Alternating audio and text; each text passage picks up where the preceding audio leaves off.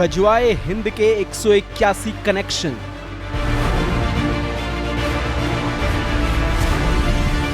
दो 2047 तक गजवाए हिंद बनाने का प्लान।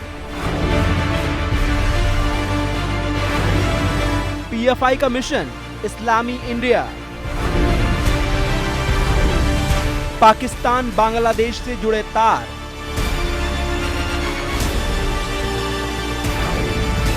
सोशल मीडिया से फैलाया जा रहा जहर।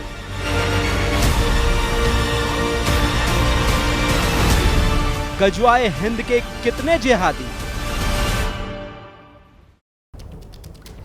नमस्कार, एबीपी न्यूज पर हाजिर हूं मैं रोमाना इसार खान। उदयपुर में कन्हैया लाल, महाराष्ट्र के अमरावती में उमेश कोहले, इनकी जिस बर्बर तरीके से हत्या हुई, ये मामले अभी पूरी तरीके से सुलझे नहीं है कि पटना से 4 संदिग्ध आतंकवादियों की गिरफ्तारी होती है और देश के सामने बड़े सवाल आकर खड़े हो जाते हैं। दरअसल पटना से गिरफ्तार संदिग्ध आतंकवादियों के पास से जो दस्तावेज मिले हैं, उससे 2047 तक भारत को गजवाए हिंद बनाने के खतरनाक जिहादी मंसूबों का खुलासा हुआ। तो आज हम इसी मुद्दे पर चर्चा करेंगे। आखिर क्या है पीएफआई का मिशन इस्लामी इंडिया? कैसे पाकिस्तान और बांग्लादेश से जुड़े हुए हैं संदिग्ध आतंकवादियों के तार? आखिर गजवाए हिंद के कितने जिहादी और ये जिहादी हिंदुस्तान में पनप कैसे पा रहे हैं? इन्हीं तमाम सवालों पर चर्चा करने के लिए मैं जल्दी से आपका परिचय कराती हूं। कुछ खास मेहमान जो इस वक्त स्टूडियो में हमारे साथ मौजूद हैं, कुछ का हम इंतजार कर रहे हैं। डॉक्टर प्रवेश कुमार चौधरी हैं, प्रवक्ता हैं विश्व हिंदू परिषद के, वो इस चर्चा में हमारे साथ जुड़ रहे हैं। फिरोज बख्श साहब स्तंभकार हैं, वो इस चर्चा में हमारे साथ शामिल हो रहे हैं। और आप देख सकते हैं दीपक झा जी, राजनीतिक विश्लेषक, वो भी इस चर्चा में इस वक्त स्टूडियो में हमारे साथ मौजूद हैं। बहुत स्वागत आप सभी का। तो सबसे पहले तो प्रवेश जी, आप ही बताइए कि आखिरकार ये जिहादी मानसिकता कि हिंदुस्तान को 2047 तक गजवाए हिंद बना देंगे, सर ये सपने देख ही कैसे पाते हैं? ये जो जिहादी मानसिकता है, बेसिकली वो आज भी मानती है कि भारत में दारुल हरम है।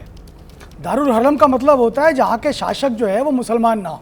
दारुल हरम, तो इसलिए दारुल हरम से दारुल इस्लाम की ओर ले जाने का एक मकसद जो है वो इनका पूरा जो ये पीएफआई का जो डॉक्यूमेंट मिला है उसके अंदर बड़े आराम से दिखता है कि किस प्रकार से वो मानते हैं कि भाई भारत की जो हुकूमत है वो उस हुकूमत में मुसलमान जो है वो सत्ता में होने चाहिए, उनके अंदर शासक वो बनने चाहिए। तो ये एक जिहादी मानसिकता है और ये आज की नहीं है। ये जो जिहादी मानसिकता है वो आज़ादी से पहले भी हमें देखने को मिलती है, जिसको बार बार रुमाना जी बाबा साहब अम्बेडकर ने कोट किया। बाबा साहब अम्बेडकर बार बार इस बात को कहते हैं कि आप देखिए 1919 के अंदर वो कहते हैं कि कहीं पर खलीफा को के साथ अपमान कर दिया गया तो भारत के मुसलमानों को उस खलीफा से क्या लेना देना। आप देखेंगे डॉक्टर अंबेडकर 1919 से लेकर के और 1929 तक के बीच की स्वामी श्रद्धानंद हो या आर्य समाज के तमाम लीडर्स को मारना हो और या मोपलाओं के द्वारा हिंदुओं की हत्या हो, इन सारे विषयों को उठाते हुए इस बात को भी बार बार कह रहे हैं कि ये जो जिहादी मानसिकता है, ये जो इस्लामाइजेशन करने की जो बात है, ये कहीं ना कहीं भारत के लिए उस समय भी खतरनाक थी और आज भी खतरनाक है। उसमें एक और बात, मेरा सवाल ये है कि आखिरकार ये मानसिकता पनप कैसे पा रही है देश? मैं बता रहा हूं ना, इसमें आप पीएफआई का एक डॉक्यूमेंट देखिए, उसमें क्या कहते हैं? वो कहते हैं मुसलमान का इस दुनिया में जन्म किस लिए हुआ? अल्लाह ने किया। वो कहते हैं अल्लाह जो है मुसलमानों को इसलिए इस कायनात में लेकर आए हैं 2 कारणों से। पहला कारण कि एक तो अल्लाह का जो बनाया हुआ जो लॉ है उसको लागू करना और दूसरा इस्लाम को बढ़ाना, यानी इस्लाम बढ़े और अल्लाह का कानून इस दुनिया के अंदर लागू हो। इसके लिए ही मुसलमानों को पीएफआई की आइडियोलॉजी बता दी ना, ये तो आपने पीएफआई की आइडियोलॉजी बता दी। दीपक जी का मैं रुख करती हूँ। दीपक जी, सवाल ये कि पीएफआई जिस तरीके की हरकतें करता है, जो संदिग्ध भूमिका पीएफआई की, सीधे सीधे पीएफआई का जो आतंक कनेक्शन है वो कुछ नया नहीं है, वो बार बार सामने निकल कर आता है। और फिर ये सवाल पूछा जाता है कि साहब पीएफआई पर बैन क्यों नहीं लगाते हो? तो आखिरकार पीएफआई पर बैन लगता क्यों नहीं है? सवाल महत्वपूर्ण ये हो जाता है कि इस तरीके की जिहादी मानसिकता को फलने फूलने का मौका कैसे मिल रहा है? देखिए रोमाना जी, बात बहुत स्पष्ट है।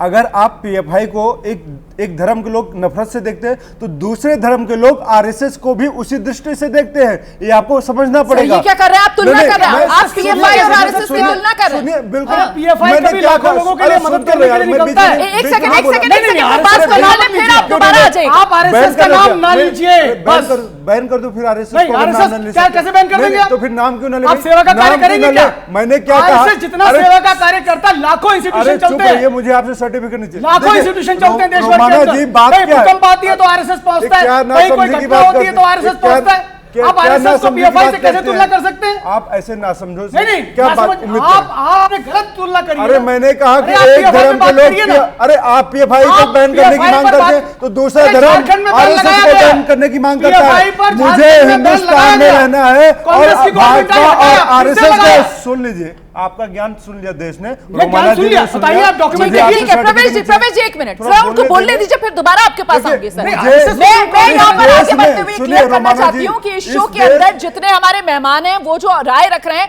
वो उनकी अपनी व्यक्तिगत राय है। एबीपी न्यूज रोमाना का जी- इस राय से कोई लेना देना नहीं है। और सर आप सबसे अपील है कि संयम से अपनी बात रखिएगा। आइए रोमाना जी, बात यह है कि हिंदुस्तान में ना हिंदू खतरे में, ना मुसलमान खतरे में, ना इस्लाम खतरे में, कोई धर्म खतरे में नहीं है। हाँ। लेकिन भाजपा के द्वारा बनाया हिंदुत्व खतरे में है।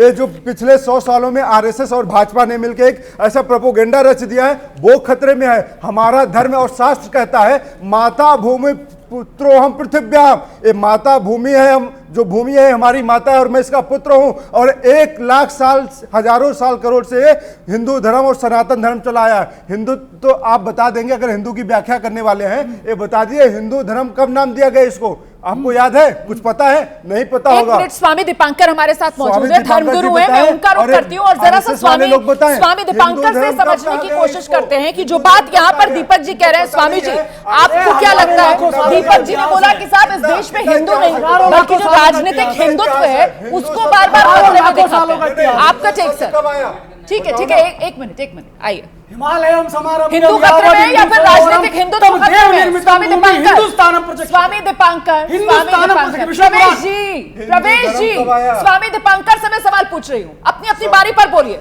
इसको आइए, सनातन धर्म कहते थे। ठीक है, आइए स्वामी जी, आइए स्वामी जी, आइए धर्म को कलंकित कर दिया, धर्म को बदनाम कर दिया है। स्वामी जी आइए। रोमाना जी, आपने बात बड़ी कही, निसंदेह ये सनातन है। और जहाँ तक हिंदू और हिंदुत्व की बात है तो निसंदेह आप एग्रेसिव होकर बोल सकते हैं, चीख चिल्ला सकते हैं, लड़ झगड़ सकते हैं, पर मैं समझता हूँ जिस तरह से सूर्य से प्रकाश को अलग नहीं किया जा सकता, वैसे ही हिंदू और हिंदुत्व को भिन्न नहीं किया जा सकता।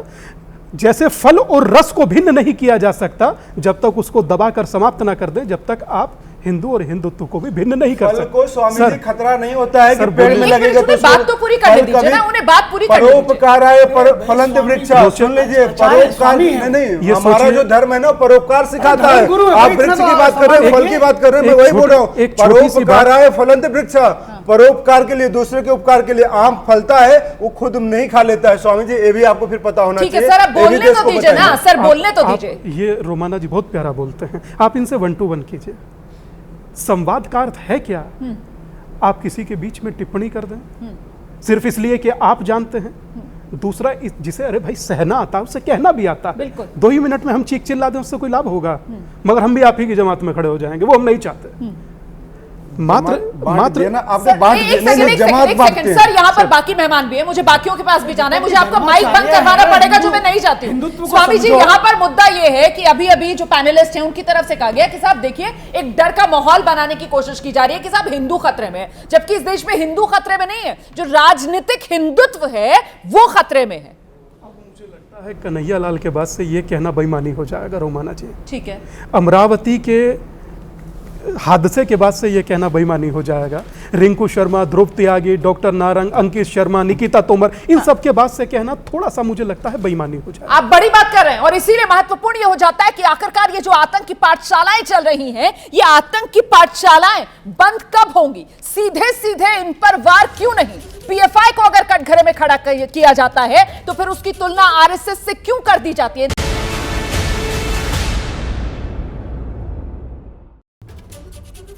तो चर्चा हम इसी पर कर रहे हैं, जिस तरीके से पीएफआई के मिशन इस्लामी का खुलासा हुआ है उसके बाद बड़ा सवाल ये कि आखिरकार ये आतंक की पाठशालाएं, इन पर रोक कब लगेगी, कैसे लगेगी? तमाम खास मेहमान हमारे साथ बने हुए हैं। मुझे लगता है फिरोज बख्श साहब के पास हमें चलना चाहिए। फिरोज बख्श साहब, जब सवाल किया जाता है पीएफआई को लेकर कि इसकी जो आतंकवाद वाली प्रचार प्रसार जो करता है जिस विचारधारा का, उस पर बैन लगे तो पलटकर पूछ लिया जाता है कि साहब आरएसएस क्या इस तरीके के जवाब से इस आतंकवादी विचारधारा पर रोक लग सकती है? देखिए रोमाना साहिबा, मैं एक सेक्शन के बाद प्रोग्राम के हाजिर हो रहा हूँ इस डिबेट में। मैं रिक्वेस्ट करूँगा अपने सभी साथियों से कि बीच में कोई रखना ना डालें, कोई रुकावट ना डालें, बहुत ही आदर सम्मान के साथ। देखिए ऐसा है, अभी मैं स्वामी दीपांकर जी को सुन रहा था, बहुत ही ठंडक से, बहुत ही खुश मिजाजी के साथ इन्होंने बात रखी। चूँकि ये धर्म के ऊपर है और जो आपका टाइटल है धर्म युद्ध, ये भी मुझे थोड़ा सा मतलब, लेकिन हो रहा है युद्ध, मैं इसको पसंद नहीं कर रहा हूँ, लेकिन चूँकि देख रहे हैं सब क्या हो रहा है। मैं बात आई हिंदुत्व की, देखिए Hindutva is a way of life, Islam is a way of life, ठीक है। डिविनिटी, ये जो धर्म है, धर्म का मतलब ये नहीं है कि आप पूजा कर रहे हैं, नमाज पढ़ रहे हैं। धर्म का मतलब है it's a divine way of living, जिसमें किसी दूसरे इंसान को तकलीफ ना पहुंचे। अब मैं आता हूं जो मैं है तो उसको अपने घर में चारदीवारी के भीतर लागू करें ना। हाँ, थोड़ा सा मैं आपसे यहाँ तो पीएफआई के मंसूबे सामने निकल कर आ रहे हैं कि पूरे देश को ही वो गजवाए हिंद बनाने का सपना लेकर चल रहे हैं 2047 तक। और सवाल अगर पूछा जाता है, मैं आ रही हूँ सर आपके पास, बिलाल साहब का भी एक रिएक्शन ले लेती हूँ। सवाल अगर पूछा जाता है तो फिर तुलना में आरएसएस का नाम ले दिया जाता है।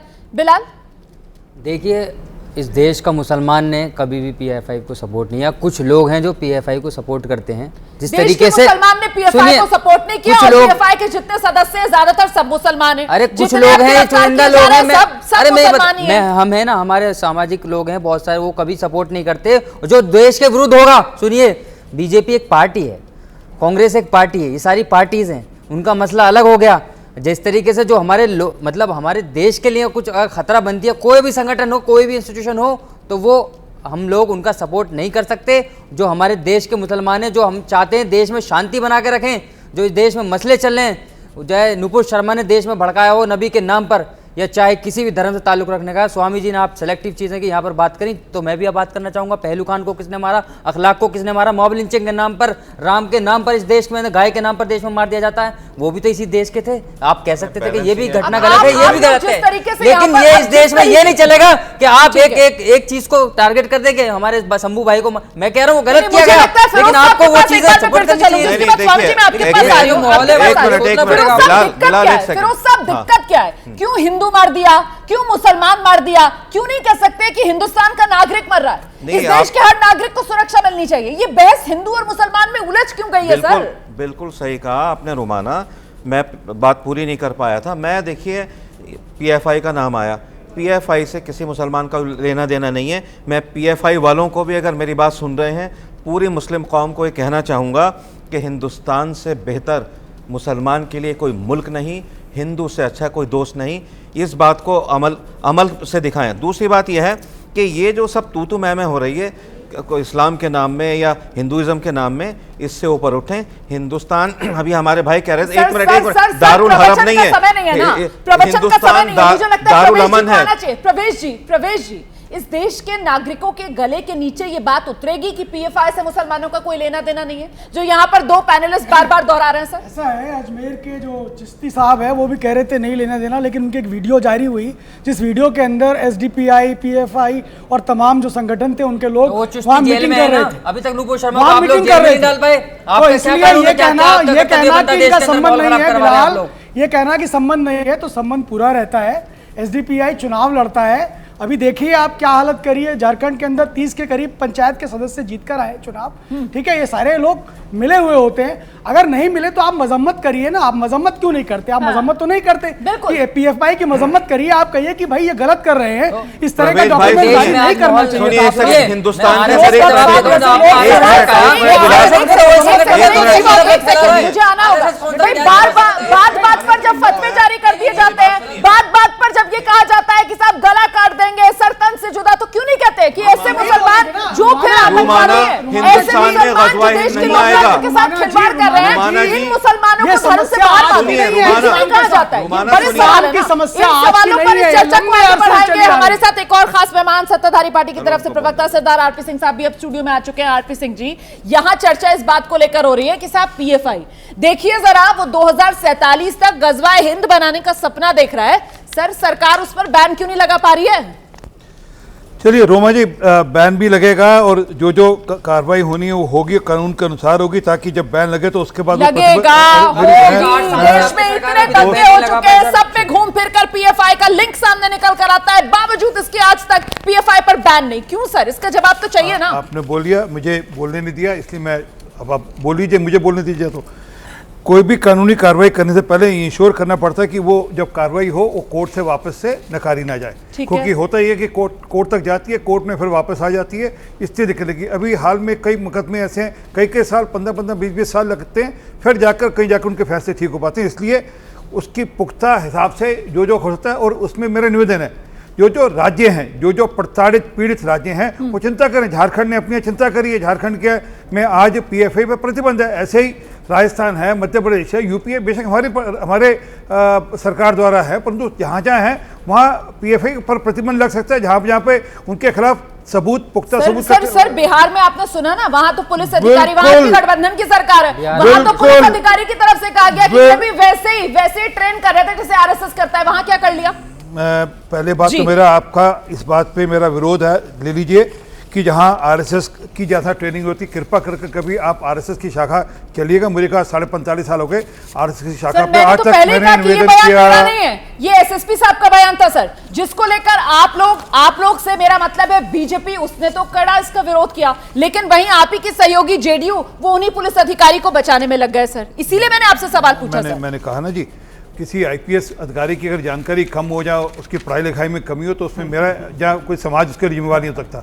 मैं आज बड़ा स्पष्ट आपके चैनल के माध्यम से कहना चाहता हूँ, मुझे आज 45.5 साल हो गए शाखा जाते हुए।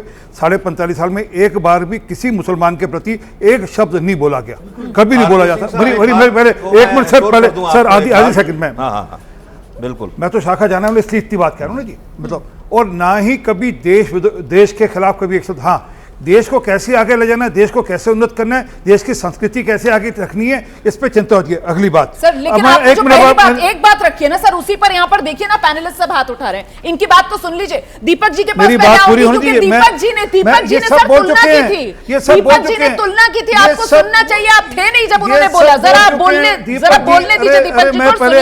आइए दीपक जी, मैं जरा दीपक जी का कुछ खुलासा कर दूं। जल्दी से दीपक जी।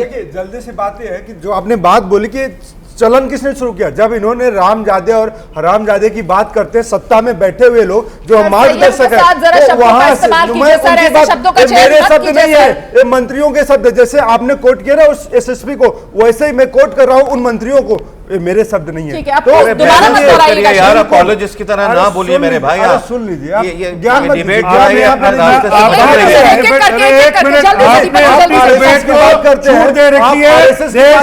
समाज में के लिए आपने झूठ इसलिए कि आप इसलिए डिबेट पे आते हैं। मैं भी तो सब कह सकता हूँ, आप कहिए ना, अरे आप अपने मंत्रियों को बचाने के लिए मेरे ऊपर अटैक मत करिए, अपने मंत्रियों के लिए माफी मांग लीजिए, आप माफी मांगिए कि अनुराग ठाकुर ने गलत बयान दिया तो मैं माफी मांगूंगा। रोमाना जी इनको बोलिए कि इनके मंत्री ने गलत बयान दिया तो माफी मांग ले। मैं छोड़िए, करोड़ों लोग इस डिबेट को देख रहे हैं। एक बात मैं कहना चाहूंगा आपके चैनल से, 8 साल हुए नरेंद्र मोदी जी को, देश में विकास तो गंगा बह नहीं रही है, डॉलर पहुंच गया 80 के पास, जो मोदी जी कहते थे प्रधानमंत्री का छोड़िए, वो आज हिंदू आपका नजरिया है ना सर, अब अर्थव्यवस्था पर यहाँ पर चर्चा नहीं कर रहे हैं, आज जो टॉपिक है उसी पर रहते हैं सर। ठीक है, जल्दी से आप अपनी बात रखिए, आप मुझ पर टिप्पणी करेंगे उसका उसके बाद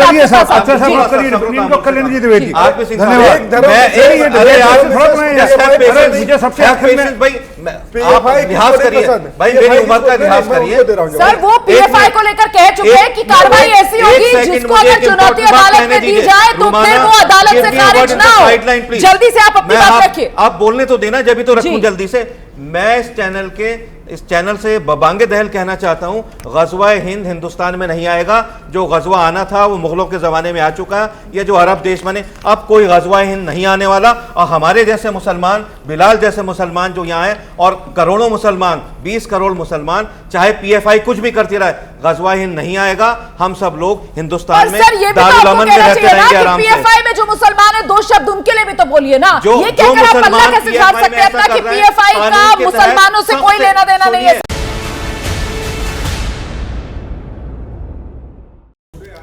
तो एबीपी न्यूज पर यह चर्चा लगातार जारी है। पीएफआई का मिशन इस्लामी इंडिया, कैसे पाकिस्तान और बांग्लादेश से इसके तार जुड़े हुए हैं संदिग्ध आतंकवादियों के, और गजवाए हिंद के आखिरकार कितने जिहादी। वैसे बड़ी दिलचस्प बात है कि हम इस पर चर्चा कर रहे हैं और आरपी सिंह साहब, आपने सुना जो पैनलिस्ट है वो कह रहे हैं कि नहीं ऐसा होगा नहीं, गजवाए हिंद ये सब तो बेकार की बात है, चंद लोग हैं। इसको खारिज कर देना चाहिए सर?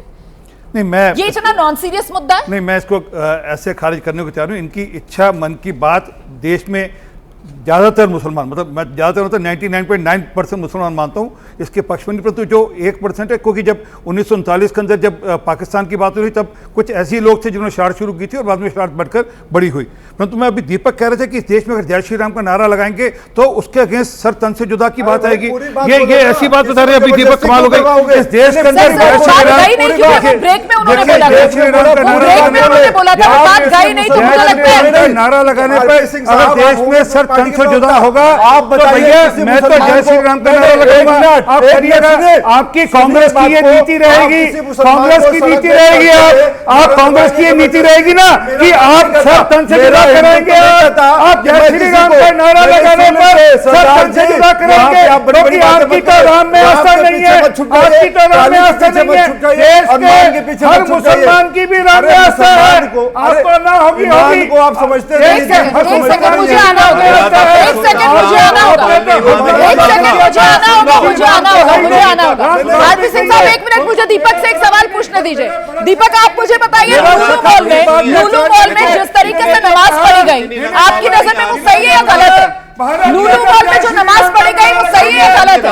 और फिर तो बिलाल अगर इस तर्क से जाया जाए, इस पक्ष से जाया जाए, फिर तो जो वहां पर सुंदरकांड के पाठ की बात कर रहे थे, फिर तो उसको भी जायज कर रहे हैं। आइए रोमाना जी, मेरा धर्म जो दीपक ने कहा, इस देश में अगर जय श्री राम का नारा लगेगा तो सब तन से जुदा होगा। कैसा होगा देश में? नमाज पढ़ने से क्या बोल रहा है? बुराई कर चलेगी, मॉल में नमाज पढ़ लो, वहां के ऑर्डर में मेरा धर्म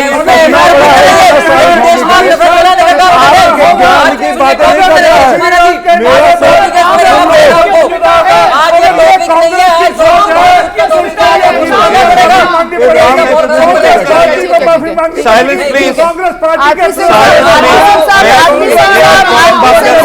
आरपी सिंह साहब चिल्लाइए मत सर, पॉइंट रखिए, ठीक है? आइए दीपक सर, बोलने का मौका तो दीजिए,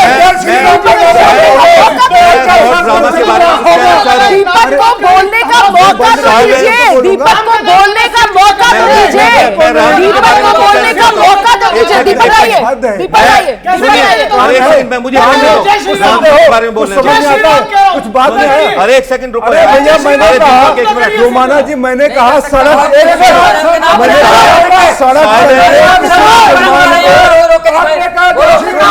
लगाने पर सर तन से जुदा होगा। आपने कहा ये, आपने कहा सरकार ने कैसे कह दिया? मेरा सवाल ये है कि आपको जय श्री राम, आप जय श्री राम को लेकर यहाँ पर आवाज उठा रहे हैं सर। आपको देश के संविधान, आप ये क्यों नहीं कहते कि देश का संविधान जो है बिल्कुल संविधान के देश का संविधान किसी को इजाजत नहीं देता कि मुझे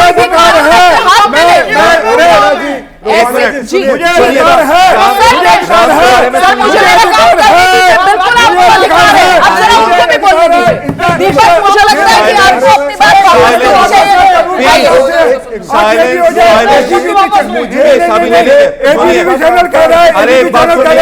कि सर तन से जुदा देश के संविधान है। अरे आप जैसे आपको शिक्षा किससे लेने की जरूरत है, किससे लेने की जरूरत नहीं है, ये मेरा मुद्दा नहीं है। मेरा मुद्दा बस ये है कि ये देश लोकतंत्र है जो संविधान से चलता है। यहाँ कानून से फैसला होता है सर, यहाँ अदालतें फैसला करती हैं, यहाँ सड़क पर किसी को खुली छूट नहीं दी जा सकती है किसी तरीके के फैसले करने की। और फिर अगर इसी तरीके से एक्शन और रिएक्शन में हम चले जाएंगे तो फिर हम देश को कहां लेकर जाएंगे, कहां लेकर जाएंगे देश को? बिलाल सर, आ रहे जिस तरीके से आज यहाँ पर मुद्दा है, धर्म मुद्दा जो है वो अलग है, ये अलग टॉपिक पे जा रहे हैं। मेरे कहने का मतलब सुनिए सर, एक बीच में बोलते रहे कि कैसा होगा। आज देश के अंदर जो सरकार है, सुनिए आप मेरी बात, एक मिनट स्वामी दीपांकर जी, ये एक्शन रिएक्शन ये कहां हम देश को लेकर जा रहे हैं एक्शन क्या है? कहां लेकर जय श्री राम का नारा लगाने पर सर तंत्र जो दोगे, एक्शन रिएक्शन नहीं है, ये एक्शन रिएक्शन नहीं है। मैंने कहा कि सर स्वामी दीपांकर जी को आने दीजिए। स्वामी जी आइए, प्लीज आइए। दीपक बाबू ने ये बात कही जरूर थी, मगर किस कंटेस्ट में कही थी वो पूरा नहीं सुन पाया कोई भी, क्योंकि वो पर ये बात कही जरूर थी, इसमें कोई दो मत नहीं। मगर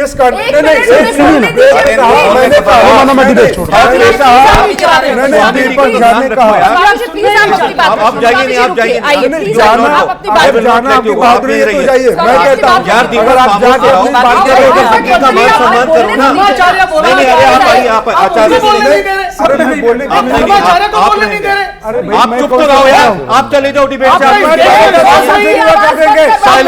सबकी आवाज बंद करवा रही हूँ। अब आप सबकी आवाज बंद है, अब आप सबकी आवाज बंद है, किसी की आवाज अब ऑन एयर नहीं जा रही है, क्योंकि अब कंट्रोल मेरे पास आ गया है माइक में। अब आप कितना भी चिल्ला लीजिए, आपके माइक बंद है, किसी की आवाज ऑन एयर नहीं जाएगी, दर्शक नहीं सुन पाएगा। अब आप अपनी बात रखिए। मैं मात्र इतना सा कहना चाहता हूँ, कहा जरूर था, किस कंटेस्ट में कहा था वो जरूर समझा जा सकता जी, मगर श्री राम का नाम लेने से कोई सर तन से जुदा करेगा तो इसको एक्सेप्ट कैसे किया जा सकता? बिल्कुल, आपको ये हल्के शब्द भी नहीं बोलने चाहिए, नहीं बोलने चाहिए। पहली बात। दूसरी बात, इन्होंने कहा कि काली और हिंदुत्व बीजेपी का है और किसी का नहीं। ये मैंने भी सुना, यहीं पे हूँ। मेरी आराध्य को आप इतना हल्के में कैसे ले सकते हैं? और रही बात हिंदुत्व की, तो सूर्य से प्रकाश अलग नहीं हो सकता रोमाना जी। और नो टू नॉइस कर एक कैंपेन चलाया था, कसम सांस नहीं ले रहे। क्या मतलब मुझे लगता है दीपक आपको भी थोड़ा संयम रखना चाहिए। हिंदू हैं तो आप किसी की भी भावनाओं के साथ खिलवाड़ कर लेंगे, ये बिल्कुल गलत है। आप जवाब दीजिए, और मुझे लगता है बेहतर होगा कि अगर आप जवाब की शुरुआत माफी से करें या अपने शब्द वापस लेने से करें तो बेहतर होगा। आ रही हूँ सर, शब्द से करूंगा कि मैंने क्या बोला था। मैंने ब्रेक में क्या कहा था, मैं कहा था कि हमारा, प्लीज मत दोहराइएगा, प्लीज मत दोहराइएगा, भावनाएं आहत करना हमारा मकसद नहीं है। सुनिए, मेरा धर्म में नहीं कहता कि जाके सड़क पे किसी मुसलमान को जबरदस्ती राम बुलवाओ, तो उसका रिएक्शन क्या होगा ये आप भी समझेंगे और सरदार जी भी समझेंगे और स्वामी जी भी समझेंगे। मैंने ये नहीं कहा कि हमारी काली और राम, मैंने कहा भाजपा ने जो राम और काली को बांट दिया है और जो हिंदुत्व को बांट दिया, वो भाजपा के लोगों के राम खतरे में हुआ है, मेरा राम खतरे में नहीं है। ठीक है, ठीक है, ठीक है, ठीक है, आइए आइए आइए। अच्छा एक सेकंड, माइक इधर है, माइक इधर है। हाँ, अरे खामोश, माइक इधर है, ठीक है, को बोलने दीजिए। ऐसा है रुमाना, मर्यादा पुरुषोत्तम राम के बारे में शायर मस्तिक इकबाल ने कहा था, है राम के वजूद पे हिंदुस्तान को राह, हिंदुस्तान को नास, कहते हैं उसे अहले वतन, अहले नज़र ही इमाम हिंद। तो इमाम हिंद है, और हिंदुस्तान जो चलता है वो रामत्व की भावना, prophet Mohammad peace be upon him, उनकी भावना से चलता है। दोनों मिलकर खूबसूरत हिंदुस्तान बनाते हैं। जैसे सर सैयद अहमद ने कहा था, हिंदू और मुसलमान हिंदुस्तान की हिंदुस्तान नामी दुल्हन की खूबसूरत आंखें हैं। इस पे हमें चलना है, खामा खाई का शोर शराबा अच्छा नहीं है। तो ये जो है ना जिद जो देखने के लिए मिल रही है, उसने ये किया तो हम ये करेंगे, ये इसलिए हो रहा है क्योंकि उसने ऐसे किया था। ये जो व्हाट अबाउटरी जो शुरू हो गई है, आपको लगता है उसी की वजह से देश का इतना नुकसान हो रहा है? नहीं भाई, कोई एक्शन अगर लेते हैं ये लोग तो उसका रिएक्शन तो आता है ना। हाँ। जैसे लुलु मॉल के अंदर इन्होंने जब किया, हाँ, तो उसके लिए फिर कहा गया कि हनुमान चालीसा का पाठ होना चाहिए। तो लेकिन एक्शन का रिएक्शन अगर जनता ही करने लगेगी, फिर कानून, फिर कोर्ट, फिर संविधान, उसका क्या फायदा? आप देखिए, संविधान के अनुसार ही हिंदू समाज तो इस देश के संविधान के अनुसार ही चलता है। वो संविधान को ही मानता है, और संविधान को मानता है तो वो राम को मानता है, रामत्व को मानता है, उन चीजों को मानता है। तो ऐसा नहीं है। लेकिन मुसलमान जो है, इस्लाम जो है, वो अगर ये मानने लगे और जहाँ पे हर किसी भी जगह पर खड़े होकर के आप नमाज करने लगे तो वो चीजें चलेंगी नहीं। या कुछ भी आप करने लगे आप उसको तो कानून से रोकना चाहिए ना, उसको कानून से रोकना चाहिए। वहां पर खुद ही हिंदू समाज के लोग भी अगर आकर वही करने लगेंगे तो ये तो बात बिगाड़ने वाली बात हो गई ना। बिल्कुल बिगाड़ने वाली बात है। इस देश का मुसलमान इस देश के कानून को मानता है, चाहे वो राम मंदिर का मामला हो, उसमें भी हमने देश के कानून को मारा, ना कोई प्रोटेस्ट किया, ना कहीं करा, नहीं कोई करेंगे। और जिस तरीके से आज का जो टॉपिक है धर्म युद्ध है, भारतीय जनता पार्टी की डिक्शनरी में ये 4-5 वर्ड हैं जो हिंदू मुस्लिम आतंकवाद ये चीज नहीं करी है। भारतीय जनता पार्टी की डिक्शनरी में आज की सरकार है ना, वो इन्हीं पे चल रही है। सिर्फ और सिर्फ पल्ला कैसे झाड़ सकते हैं? नमाज को लेकर टॉपिक बना दिया जाता है, जो गजवा हिंद का पूरा प्लानिंग मिला, जो साजिश सामने निकल कर आई, उस पर आप क्यों चुप हो जाते हैं? हम चुप नहीं होते, ऐसे लोगों को तो हम बिल्कुल भी सपोर्ट नहीं करते। लेकिन जिस तरीके से आज माहौल बनाया जा रहा है नमाज को लेकर, और जो देश के अंदर माहौल, ये सारी जो मौजूदा सरकार है ना, वही चाहती है इन्हीं टॉपिक पे बात हो, इसके अलावा कोई बात नहीं करेंगे। रोजगार, बेरोजगारी, जो देश के अंदर इतने मुद्दे हैं, महंगाई, बोल दीजिए जो वो कह रहे हैं, बोल रहा हूँ। मेरे देश के अंदर इस्लामिक है, बोलिए। सुनिए, मैं ये बोल रहा हूँ पीएफआई का समर्थन अगर हमारे कोई लोग आप करते हो कहिए तो गैर बताइए। इस्लामिक हमारे है। देश के खिलाफ अगर कोई हम भी कह रहे हैं गैर अगर इस्लामिक हमारे बोलिए। देश के भारतीय सुनिए, हम कह रहे हमारी हैं गैर संस्कृति के इस्लामिक खिलाफ बोलिए। हमारे देश के खिलाफ अगर कोई हरकत करेगा सबसे पहले हम हम लोग आप कहिए करेंगे कि उसका। गैर इस्लामिक ऐसे है। लोगों को सपोर्ट नहीं आप करेंगे। नहीं कहेंगे। लेकिन आपकी राजनीति आप ऐसी है, नहीं कुछ कहेंगे। मुद्दा होता है तो नमाज का मुद्दा उठा आप दो। नहीं कहेंगे। ठीक है, आप कहेंगे। हाँ देखिए पीएफआई गैर इस्लामी है। जो चीज इंसान के पीस के खिलाफ है और जो कहते हैं कि हम हिंदुओं को हटाओ, हम इसे इस्लामी देश बनाएंगे, उसका कोई लेना देना नहीं है। पीएफआई गैर इस्लामी है, गैर कानूनी है और ये हैवानी है। ठीक है। आरपी सिंह साहब, यहाँ पर जिस तरीके से कौन नागरिक है, मतलब कौन जो है वो राष्ट्रवादी मुसलमान है, कौन नहीं है, ये बहस इस दिशा में क्यों जाने लगती है? कुछ तथ्य सामने आए, जांच हो, मामला गहराई से समझा जाए और उसका समाधान तलाशा जाए, इस दिशा में हम क्यों नहीं बढ़ पा रहे हैं? देखिए, मैंने शुरू में कहा कि मैं 99.99% मुसलमानों को मानता हूँ, राष्ट्रवाद नहीं, इसमें कोई किंतु परंतु है नहीं। परंतु जो 1% 0.1% है उनके, अरे सर मैंने दोस्त रोका आपको, मैंने उनकी आवाज नहीं जा रही है सर, माइक यहाँ पर है, आप बोलिए आराम से। 0.11% है ना जी, उसकी चिंता करें। उसके समाज के बीच के ही लोग खड़े होकर चिंता करें। अगर पीएफआई शरारत कर रही है, पीएफआई के एजेंडा पे कि हमें 247 में यहाँ पर इस्लामिक राष्ट्र बनाना है, तो उसकी चिंता उनके बीच के लोग खड़े होकर करेंगे, बाहर के लोग नहीं करेंगे। और उसकी एक मिनट, माइक इधर है सर, माइक इधर है। एक मिनट, तो वो चिंता करें एक। और जो उन्होंने कागज, उनका जो मेरे हाथ में है, जो उनका कागज हाथ में लगा है, कि ये जो कागज आया है इसकी डिटेल 6 पन्ने की डिटेल है, उसके अनुसार जो स्टेप वो बता रहे हैं, उसमें वो दो कदम जा चुके हैं आगे।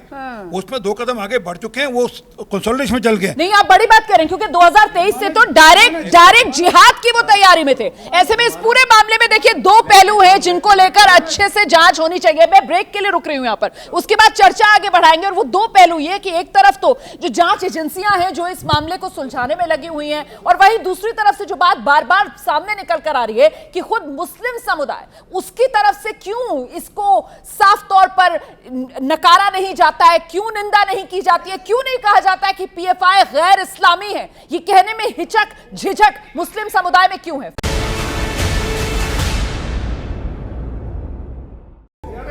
तो भारत को 2047 तक गजवाए हिंद बनाने की जो साजिश है उसका खुलासा हो चुका है। फुलवारी शरीफ से गिरफ्तारियां हुई हैं और जो तस्वीर साफ हो रही है, जैसे जैसे जांच आगे बढ़ रही है, उसमें इस पता चल रहा है कि साहब डायरेक्ट जिहाद जिसकी शुरुआत हो जानी थी 2023 से 2047 तक बाकायदा भारत को गजवाए हिंद बनाना है, ये पूरी साजिश थी। ऐसे में स्वामी जी जो बात आरपी सिंह साहब कर रहे थे कि आखिरकार जो मुस्लिम समाज है वो खुद आगे आकर क्यों नहीं कहता है कि इस पर रोक लगनी चाहिए, पीएफआई गैर इस्लामी है? हमने देखा कि बिलाल जो हैं वो ये नहीं कह पा रहे हैं कि पीएफआई गैर इस्लामी है। ऐसा क्यों है? मैं समझता हूं कि फुलवारी शरीफ शहर का नाम हो सकता है, मगर उसमें कुछ कांटे भी हैं। उन कांटों पर निसंदेह सरकार को भी और हर मुसलमान या हिंदू को भी, पूरे भारत को भी इस पर जरूर विचार रखना चाहिए। मगर मैं एक बात बड़ी कहना चाहता हूं रोमाना, कि death will kill you later but your ignorance will kill you much before it. आप वक्त से पहले मरने की कोशिश कर रहे हैं, आप ये समझ लीजिए।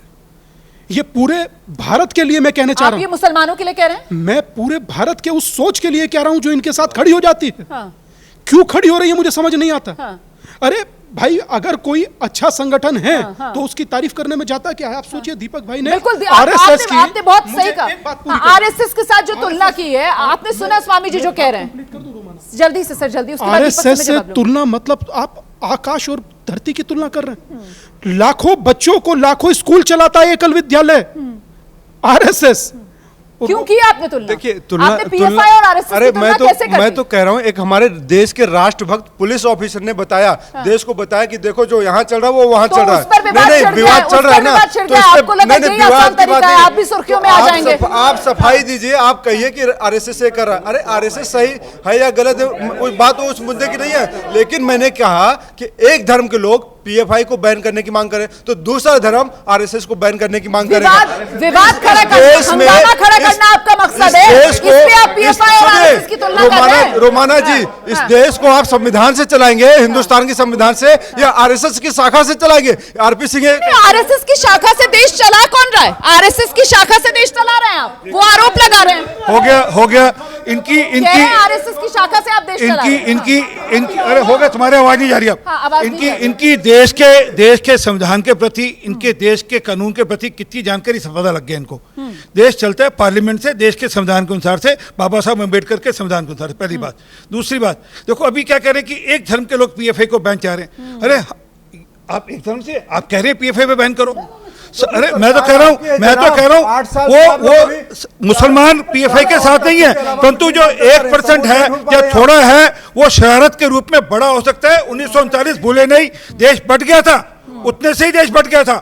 और क्योंकि बाकी लोग पीछे चलते हैं, 1% ही शरारत करता है। इसलिए मेरा बाकी सब मुसलमान दोस्तों से, भाइयों से निवेदन है, खड़े हो और ठोक कर वापस जवाब दो कि हम भारत का हिस्सा हैं, हमें भारत में ही रहना है, हमें कोई अलग से अपना देश नहीं बनाना। हमें बड़ी बात आप कर रहे हैं, जवाब दीजिए बिलाल इस बात का। देखिए, मैं इनकी बात से एग्री करता हूँ। मैं ये कह रहा हूँ कि आप भी हमारे साथ चलिए, हम आपके साथ चलते हैं और मिलजुल कर जिस तरीके से देश के अंदर नफरत फैलाने वाले लोग हैं उनका खात्मा करेंगे हम लोग कानून के हिसाब से। उन पे एफआईआर भी कराएंगे, उनको जेल भिजवाने का काम करेंगे कानून के हिसाब से। की तुलना की बात जो दीपक ने कही है गलत कही है ना। देखिए, ये इनका पॉइंट ऑफ व्यू है, मैं ऐसी चीजों को बिल्कुल भी सपोर्ट नहीं मतलब करता। मैं नहीं मानता, मैं गलत नहीं कर रहा। मैं ये सुनिए, ये इनका अपना मसला है, अपने पॉइंट ऑफ व्यू है, अपनी पार्टी का। मैं ये कह रहा हूँ हम नहीं सपोर्ट करते ना पीएफआई को सपोर्ट करते ना आरएसएस को, क्योंकि आरएसएस के भी कुछ ऐसे मसले हैं जिन्होंने देश में झंडा तक नहीं फहराया, फ्लैग, नेशनल फ्लैग कई सालों तक इनके जो हेडक्वार्टर पर तक नहीं फैला। इन चीजों से हमें है, लेकिन ये नहीं है कि आरएसएस आतंकवादी, हम नहीं कह सकते इस चीज को, ना हम सपोर्ट करते ऐसे लोगों को। हमारे देश का ही एक वो है, हम आप आपस में समझ लेंगे। लेकिन जिस तरीके से इस पूरे देश में पाकिस्तान में आरएसएस को लेकर, इसको लेकर ये गड़बड़ी बातें चलती हैं, ये हमारे देश का मसला। हम अपना दीपक, आप तो यहाँ पर बिल्कुल अलग थलग पड़ गए। मतलब पीएफआई और आरएसएस, वो कह रहे हैं कि आरएसएस की तुलना कोई आतंकवादी संगठन से नहीं कर सकता। आपने कैसे कर दी? अतिवाद और कट्टरवाद दोनों ही खतरनाक है हिंदुस्तान का हो, चाहे वो पीएफआई का हो, चाहे आरएसएस का हो, और दोनों अतिवाद पे। आप अभी भी वही बात कर रहे हैं, अभी भी वो वही कह रहे हैं। रोमाना जी, आज बांग्लादेश में कितने हिंदुओं के घर जले गए, किसी एक ट्विटर धुरंधर ने ट्वीट किया? क्योंकि मैं पूरा टाइमलाइन देख रहा हूँ। सर आप उनकी आवाज नहीं जा रही है, माइक यहाँ है। तो ये कान पर बोल रहे हैं, ये कान पर बोल रहे हैं, आप ये क्यों नहीं समझ रहे? ठीक है प्रवेश, आपने सुना? नहीं करेंगे। सुनिए जहां तक आरएसएस के बारे में अभी भी आरएसएस और पीएफआई, मैं वही बात कर रहा हूँ। आरएसएस को समझने के लिए आरएसएस की शाखा में जाइए। आपको हिंदुत्व की समझ नहीं है, आपको धर्म की समझ नहीं है। ये आपको धर्म क्या है? कर्तव्य है, व्यवहार है, आचार है, आपको पता ही नहीं है। आप हिंदू भी हो, इसमें भी मुझे संदेह हो रहा है, क्योंकि धर्माचार्य बोल रहे हैं, आप उनको भी काट रहे हैं। चलिए, मुझे लगता है आप हिंदू ही नहीं है। चलिए, हमें सर्टिफिकेट नहीं देना है किसी को, कौन हिंदू है, कौन हिंदू नहीं है, कौन देशभक्त है, कौन देशभक्त नहीं है। लेकिन मैं ये कहना चाहती हूँ सर कि अगर इस तरीके की बातें सामने निकल कर आएंगी तो फिर पीएफआई जो गजबाए हिंद बनाने का सपना देख रहा है, उसकी जड़ें हम कैसे खत्म करेंगे? अगर जब बात पीएफआई की होगी तो सामने लाकर आरएसएस का जिक्र छेड़ दिया जाएगा। देखिए, कांग्रेस की शरारत है, कांग्रेस लगातार इस प्रकार की बात करती है। जो कांग्रेस राम में ही विश्वास नहीं करती, जो राम के अस्तित्व में ही विश्वास नहीं करती, वो इस प्रकार की बात करेगी। और मैं बड़ा स्पष्ट करता हूं, दीपक भाई बेशक पहनावे में नाम से हिंदू होंगे, परंतु इनको हिंदू का अर्थ ही नहीं पता। इनको यही नहीं पता कि हिंदू क्या है। मैं चाहूंगा सुप्रीम कोर्ट की परिभाषा पढ़ लें, हिंदू कौन है। हिंदू किसी धर्म का नाम नहीं है। हिंदू मतलब ये नहीं है कि आप किसी पूजा पद्धति का नाम नहीं है। हिंदू एक जीवन पद्धति है, हिंदू एक जीवन पद्धति है। लेकिन क्या जो आरएसएस से जुड़ा हुआ नहीं है वो हिंदू ही नहीं है? जो शाखा नहीं जाता वो हिंदू ही नहीं है? ऐसा हमने नहीं कहा। मैं कह रहा हूँ मुसलमानों में भी सबसे बड़ा संगठन देश के अंदर है तो आरएसएस का है। आप देखिए अगर आरएसएस मुस्लिम राष्ट्रीय मंच क्या है? मुसलमानों का सबसे बड़ा संगठन है जो आरएसएस के साथ जुड़ा हुआ है। इसलिए आरएसएस एक राष्ट्रभक्त लोगों का संगठन है जो समाज में सेवा का कार्य करता है। दुनिया ने उसकी प्रसिद्धि के बारे में बात करी है। आप देखिए कोरोना के पीरियड में सबसे ज्यादा मैं स्वयं लगा था अपनी गाड़ी में भरकर। लेकिन आप जो आइए जल्दी से, हमारे प्रधानमंत्री भी लगे थे थाली बजवाने में और ताली बजवाने में, तो वो आपको मुबारक और आरएसएस को मुबारक। सुनिए रोमाना जी, अगर मैं आरएसएस को देशभक्त बोल देता हूं और पीएफआई को गाली दे देता हूं तो मैं हिंदू बड़ा हो जाऊंगा। मैं कहता हूं मेरा हिंदुस्तान। आरएसएस को आतंकवादी संगठन के साथ तुलना कैसे कर क्योंकि आरएसएस अतिवाद सिखाता है, कट्टरवाद सिखाता है, और मेरा हिंदुस्तान कट्टरवादी से खतरे में। मेरा देश, सुनिए 10 सेकेंड, ईसावाद स्मितम सर्वम यत् किंचित जगत्याम जगत तेन त्यक्तेन भुंजीता मां गृह कष्ट शुद्धनम। ये हमारा शास्त्र कहता है, उपनिषद कहता है। इसका मतलब है कि इस कण कण ब्रह्मांड में, पूरे ब्रह्मांड में, यूनिवर्स में जो भी है ईश्वर का आवास है, भगवान की कुदरत की देन है, इसमें इफ एंड बट कुछ नहीं हो सकता। आप कंफ्यूज हैं कभी, हाँ आप कंफ्यूज हैं कभी, आप ऐसी परोपकारी बातें कर रहे हैं और कभी आप आरएसएस की तुलना पीएफआई से कर रहे हैं। ठीक है, आइए आइए सही साहब आइए। हो गया, मैं इन्हीं की बात दूसरे से कहता हूँ। और एक मिनट गुरु ग्रंथ साहब में कहा, अव्वल अल्लाह नूर पाया कुदरत ते सब बंदे। ध्यान से सुना बिलाल, अव्वल अल्लाह नूर पाया कुदरत ते सब बंदे, एक नूर ते सब जग उपजे, कौन भले कौन मंदे। अरे जब तक ये रास्ता ठीक है मान लेंगे तो सब ठीक हो जाएगा। मेरा रास्ता भी ठीक है, आपका रास्ता भी ठीक है, बिलाल का रास्ता ठीक है, भाई साहब रास्ता भी ठीक है, स्वामी जी का रास्ता भी ठीक है, परंतु दीपक का रास्ता ठीक नहीं है। जो जो जो जो ये कहे कि हिंदू की परिभाषा नहीं बता रहे हैं। हिंदू देश की संस्कृति है, हिंदू देश की धर्म है, वो कोई पूजा पद्धति में नहीं बांधा जा सकता। वो कोई भी पूजा पद्धति वाला भी हिंदू हो सकता है, पर इनको ये हिंदू परिभाषा नहीं पता। इनकी जो परिभाषा जो सोनिया गांधी लिख कर दे देती है वो है जो कि राम में विश्वास ही नहीं करती। नहीं तो ये देश के अंदर जो धर्म युद्ध जिसको लेकर हम चर्चा कर रहे हैं उसकी जड़ में फिर राजनीति है। मतलब मैं समझता हूं कि जो स्वयं के विरुद्ध है वही धर्म युद्ध है। आप स्वयं के विरुद्ध लड़िए ना कि आपकी कहाँ गलती है, क्या खामी है। आज 200 करोड़ के पार हम लोगों ने वैक्सीन लगा दी और भाई साहब कह रहे हैं थाली पिटाने की। मेरे पांव के नीचे जमीन नहीं और गजब यह है कि फिर भी मुझे यकीन नहीं। मैं रुमाना, मैं मुबारकबाद देना चाहूँगा आरपी सिंह साहब को, जो दुनिया की सबसे बड़ी पॉलिटिकल पार्टी के लीडर हैं। उन्होंने ये कहा कि हिंदुस्तान के 99.9% मुसलमान पीसफुल हैं। और ये जो बात आ रही है, ये आरएसएस को गालियाँ दे रहे हैं। आरएसएस सबसे बड़ा संगठन है और उसका क्या मुद्दा है? उसका मुद्दा है सबका साथ, सबका विकास, सबका विश्वास, सबका प्रयास। तो ये आरएसएस इन शॉर्ट है, ठीक है। मैं कोई आरएसएस का प्रवक्ता नहीं हूँ, ना मैं उसका ब्रीफ लेके। बिलाल, लेकिन आपकी बात से सहमत नहीं है बिलाल? मैं बिल्कुल भी सहमत नहीं हूँ। देखिए, वो आरएसएस इनका संगठन है, अगर उसके बारे में कोई गलत बोलता आतंकवादी, उनको दुख हो रहा है, सही बात है, उनको सपोर्ट करना चाहिए। लेकिन जिस तरीके से उन्होंने कहा कि मुसलमान भी सबसे साथ हैं, वो गलत है। हम अपने हिसाब से, तबलीगी जमात है हमारा, मैं खुद तबलीगी जमात से भी जुड़ा हुआ हूँ और भी बहुत सारे संगठन हैं मुसलमानों में जो हम साथ मिलकर रहते हैं। लेकिन मैं आप ये कहना चाहूँगा, हाथ से हाथ पकड़कर हम लोगों को साथ मिलकर, जिस तरीके से इस देश में धर्म संसद चला कर मुसलमानों को गाली गई दिया गया कि बहन बेटियों को बलात्कार करना चाहिए, ये गलत कहेंगे। और वैसी को जो आज देश में नफरत फैलाता है, चाहे वो हम मुसलमानों को, हिंदुओं के बारे में कहता है 15 हम भी कहते हैं, हम उसका सपोर्ट नहीं करते, हम उसको, हम सब मिलकर उसके खिलाफ हम साथ होकर सब लोगों को, इसमें कोई राजनीति नहीं होनी चाहिए, ये राजनीति नहीं होनी चाहिए। आप आरएसएस के नाम पर गलत लग रहा है आपको, ठीक है, मैं कह रहा हूँ नहीं है आतंकवादी संगठन, नहीं है आरएसएस, वो आपकी अपनी सारी चीजें, लेकिन कोई हमें हमारे मुसलमानों को बहन बेटियों को बलात्कार की बात करे और मारने की, काटने की, जंतर मंतर पे खुले नरसिम्हानंद को सपोर्ट करते हैं, नहीं करते हम लोग नरसिम्हानंद को सपोर्ट। क्या ये नकुल शर्मा को अरेस्ट होना चाहिए? किसी ने नहीं कहा, बताइए, चुश्ती ने गलत कहा, हमने कहा अरेस्ट करना चाहिए, पुलिस ने अरेस्ट किया, गौर चुश्ती को अरेस्ट किया, उसके बाद उसके बेटे पे कार्रवाई हुई, हमने सारे चैनलों पर करा। लेकिन आप लोग नहीं कहते, जो मुसलमानों को काटने की, पीटने की बात करते हैं, आप कहिए। ठीक है, जल्दी से जवाब। मैं बिलाल एक आराम से, मैं कह रहा हूं जो भी इस प्रकार की हरकत करता है, जैसा बयान देता है, उसके खिलाफ सख्त से सख्त कार्रवाई हो रही है। और अरे सुन लीजिए, और आगे भी होगी, और पीएफआई के खिलाफ भी होगी।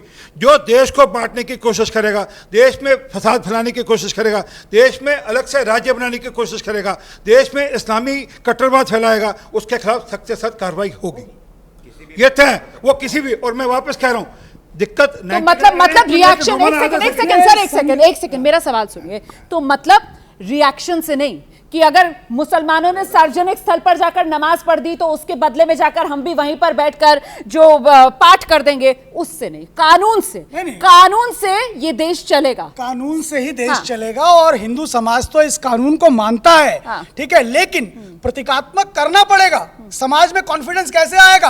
अरे कहीं पर भी आप घुस जाएंगे और कहीं पर भी कुछ कर देंगे, ऐसा होगा? सर, प्रतीकात्मक करना पड़ेगा तो फिर तो अनार्की आ जाएगी देश के अंदर, फिर पुलिस क्या करेगी? अरे एक मिनट, यूपी पुलिस ने कार्रवाई करी ना? बिल्कुल की। अरे एक मिनट, सब पे करी ना? बिल्कुल। कोई ये तो नहीं कि सिर्फ एक धर्म के लोगों पे करी, नहीं, दूसरे पे नहीं करी, सब पर की है।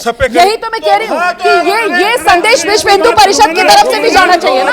रोमाना, उनका अरे एक मिनट बिलाल सुन लो, उन्होंने जो किया वो किया, परंतु पुलिस की कार्रवाई तो थी ना। परंतु मैं एक निवेदन वापस कर रहा हूँ, 1% भी अगर शरारत करेगा वो 1939 नहीं बोलना चाहिए, उस 1% ने पाकिस्तान बना दिया था। हम वापस से पाकिस्तान नहीं बनने देंगे, ना गज़वा हिंद होने देंगे यहाँ पर, ये तय समझ लीजिए। बिल्कुल सर, और हम तो ये चाहते हैं कि देश में ये धर्म युद्ध जो बात बात पर छिड़ता है उस पर ब्रेक लगे और देश जो है वो विकास के पथ पर आगे बढ़े, उसी मंत्र के साथ जो देश के प्रधानमंत्री नरेंद्र मोदी बार बार दोहराते हैं, सबका साथ, सबका विकास, सबका विश्वास और सबका प्रयास। बहुत बहुत शुक्रिया इस चर्चा में मेरे साथ जुड़ने के लिए। छोटा सा ब्रेक, फौरन लौट रहे हैं।